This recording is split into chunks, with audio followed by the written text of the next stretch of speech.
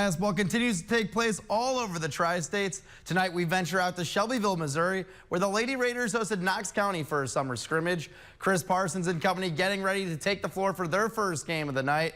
Harper Copenhaver is going to get it started with a wide open bucket from the perimeter. The Eagles would come soaring back. They get the job done in the paint, going off the glass for the 2 points, but they weren't done bullying down low. They're going to feed the rock to the paint again and get the contested shot and the foul. North Shelby was not backing down. Hadley Parsons, with the speed on the break, continues to charge ahead to the hoop for the pair. Parsons back in the spotlight, heaving this one ahead to her teammate to connect on the easy bucket. Hadley showing off all facets of her game. This time, an aggressive push to the lane. Both teams showed promise on the hardwood tonight, and they'll be ready to go come winter. Be sure